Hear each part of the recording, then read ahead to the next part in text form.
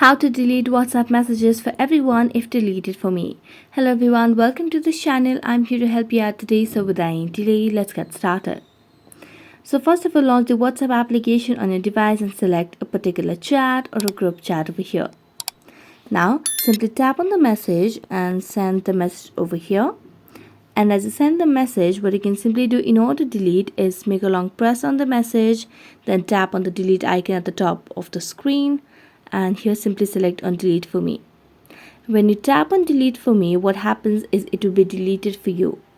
It will not be shown in your feed, but it will be still seen by the other people in the group or other person in the chat. So when it's not visible to you, you'll not be able to delete for everyone. So you have to simply just send the message and make a long press and directly tap on delete for everyone. And there you go.